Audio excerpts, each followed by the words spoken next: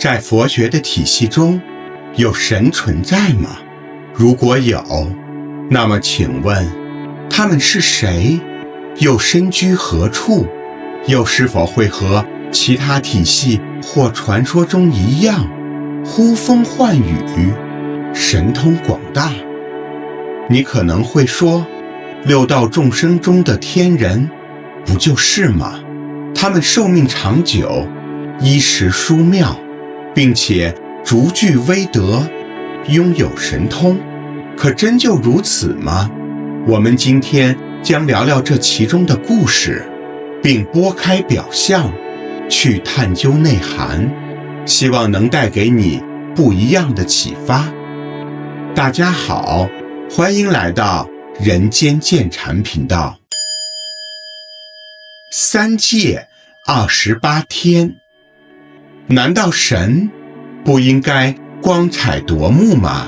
不应该无尽享乐吗？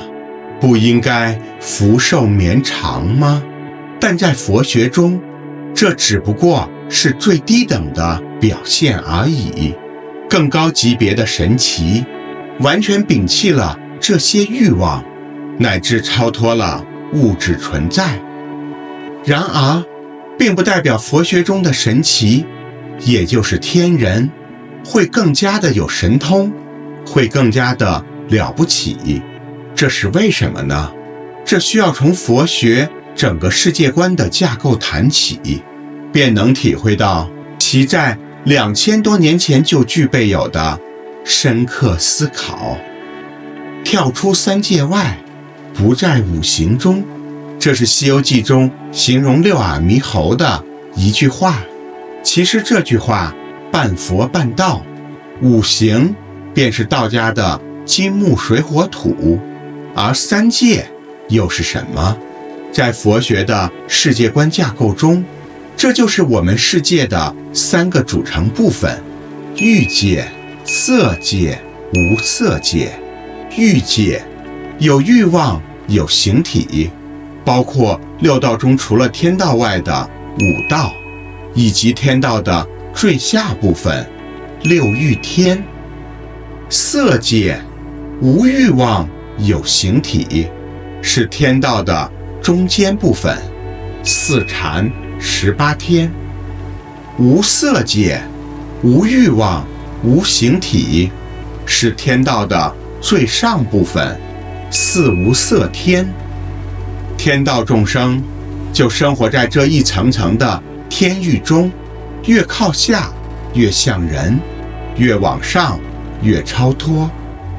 这里要说明下，以下内容来源于《阿含经》、《俱舍论》、《法华经》等经典，以及其他一些相关传说，各处来源细节上都会有所不同，不必执着。同样也就意味着，今天所讲述的内容，与其在细节中探寻真实，不如思考其中象征意义，可能对我们更有帮助。六欲天，极致狂欢。让我们先从欲界开始。最下面的是四天王天。我们在汉地的丛林建筑中游览时，尤其是禅宗和净土宗，第一重殿往往就被称为天王殿，在其两侧就矗立着4位怒目的护法天王。4大天王已经是非常家喻户晓的象征元素了，甚至还影响到了通俗文化。他们分别带领着龙王、夜叉、罗刹等部众，居住在须弥山半山腰的4座山顶上，守护着东西南北4个方向。他们寿命长久，达500岁。不过天上1日，地下50年，所以足有人间900万年。他们身形高大，相当有人间10里，天衣宽广，却仅重半两，饮食感受也十分殊妙。这是不是已经非常美好了，但这还只是最下面一层。往上第2层叫刀立天，位于在须弥山山顶，这里的天人们寿命更为长久，足有1000岁，而且天上1日，地下100年，所以长达人间3亿600万年，并且他们的身形更为高大，比4天王天的天人还要高1倍，相当有人间20里。刀立天的天人们宫殿更加华丽，饮食更加美妙，能享受到的福报当然也更加绵长。其中为首的天主也就是帝释天。在汉传中，有修行者将玉皇大帝等同于帝释天，不过道家也不用生气，将对方的神奇纳入到自己的体系中，这本来就是各路宗教在民间中的斗争结果，也成为了对民众进行讲解的方便法门。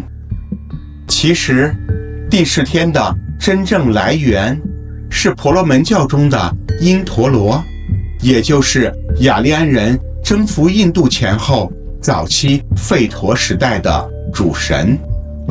在佛学传说中，贵为帝释天也曾有面临寿终的一天，他看到自己出现了天人五衰，代表了他将大限将至。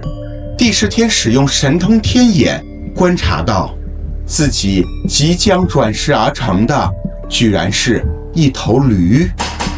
惊骇之下，为了扭转这种命运，他前往佛陀处，并至心皈依，最终他重新成为天帝，并也成为了护法之一。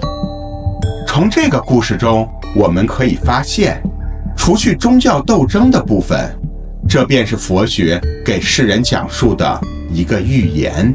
华美宫殿，天女相伴，美食华服，长寿喜乐，无非都是世人们的极致想象，并不永恒。这2层天还只称为地居天，因为都位于须弥山上。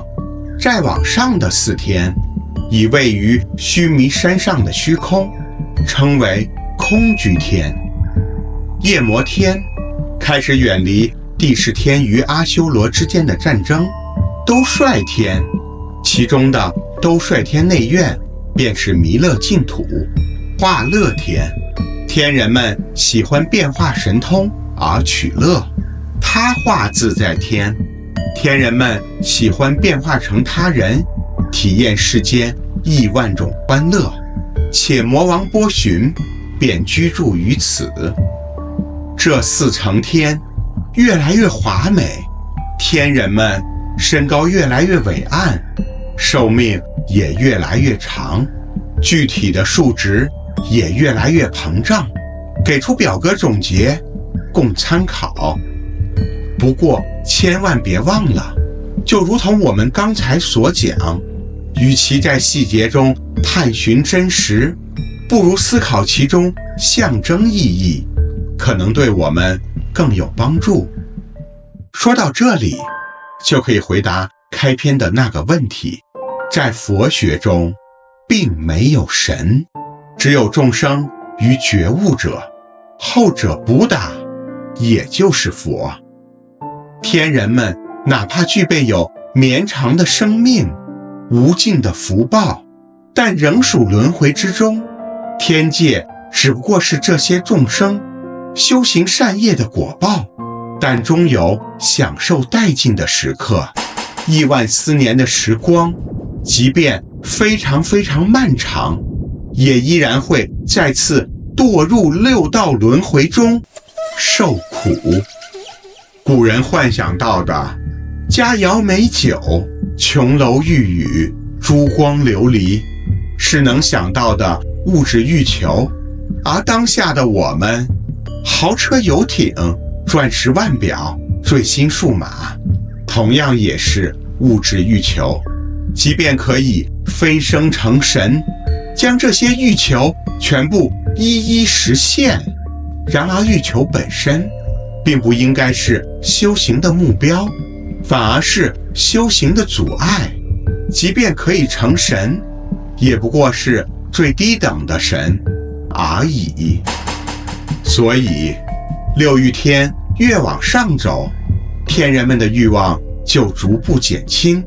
比如四天王天、刀立天还如同人间一样繁衍，夜魔天拥抱即可繁衍，兜率天牵手即可繁衍，化乐天相笑即可繁衍，他化自在天护世即可繁衍。让我们继续往上走，去看看上面的天人们又如何。四禅18天，悟现定乐。为何我们在丛林建筑中多半看到的都是六欲天的护法天人形象，而四禅18天的天人们却很少看到？因为比起欲界的奢靡华丽，色界不仅仅是无欲望有形体，更是远离了出众物质，光明琉璃身，以禅悦为食，眼耳鼻舌身意，这就是我们都知道的六根。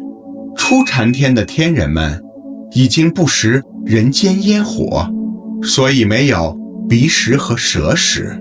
二禅再往上的天人们更是只剩下了意识。这些天人们实在太清净了，所以也就很少直接塑造。当然了，也并非完全没有，比如大梵天是初禅天最高处的大梵天之主，再比如变净天王是三禅天最高处的变净天之主，在印度教中叫毗湿奴。再比如大自在天是四禅天最高处的色究竟天之主，在印度教中叫湿婆。你看嘛，印度教中的三大主神就这样被安排的明明白白。除此之外，你可能会问，为什么色界会分为初、二、三、四呢？这其实跟禅定关系密切，也就是佛学中戒定慧三学中的定。这个要细说起来，恐怕又是一个很大的话题，相当于是禅定的4种境界。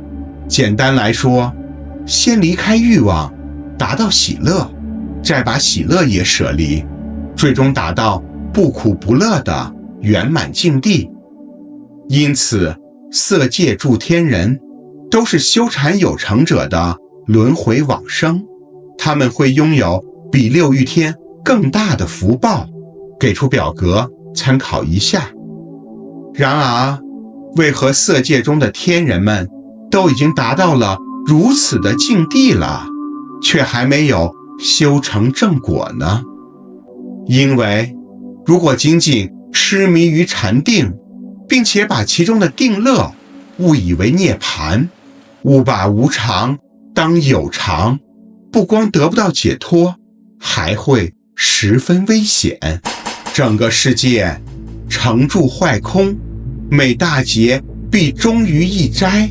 火灾烧至初禅天，水灾淹至二禅天，风灾吹至三禅天，终究毁灭一切。注意，五净居天会有些特殊，这个有机会再聊。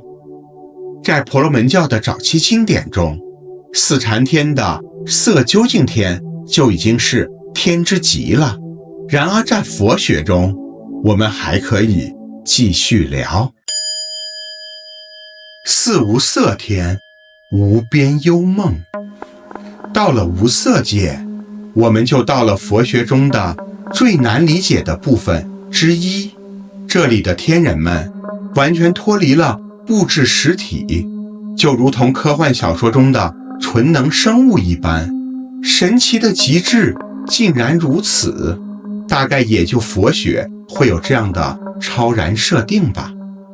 不光如此，天人们还舍弃了一切的情感与思维，仅仅依靠定力来维持存在，这已经完全是哲学性的思辨了。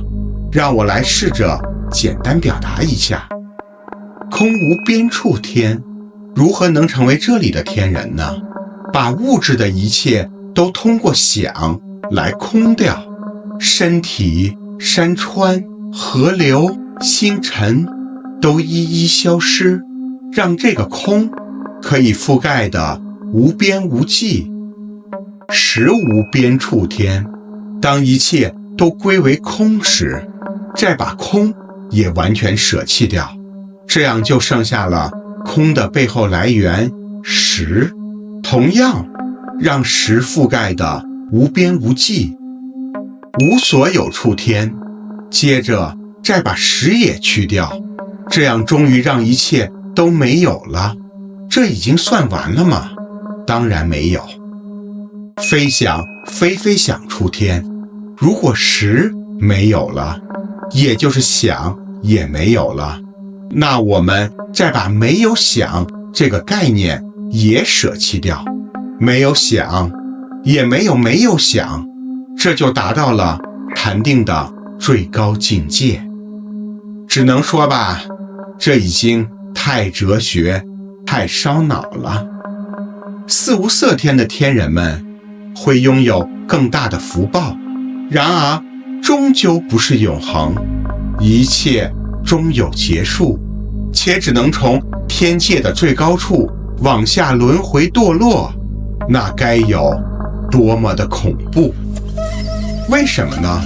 简单来说，是把灭一切时当作涅槃，这是一种极深的执着，无苦无痛，反而更容易错失本心。在历史中，佛陀曾师从外道阿罗罗伽蓝，他曾向佛陀传授进入非想非非想处的解脱法门，然而佛陀发现这并非正道，便离开他而去。这里也挖个坑，有机会再讲。那么究竟怎样才是正道呢？破除执着为正道。六欲天如同一场狂欢，却忘记宴席终有散场，蹉跎修行，为破的是我执。四禅18天如同打坐于幽谷竹林，却错把定境当成永远，久久停滞，为破的是法执。四无色天如同坠入极深梦境，却错把无当成圆满，不愿醒来，为破的是空执。佛学认为，天人们只是有福德的众生，绝非觉悟者，所以神奇的故事更多的是提供了需要警觉的误区。谢谢大家，让我们下次再见。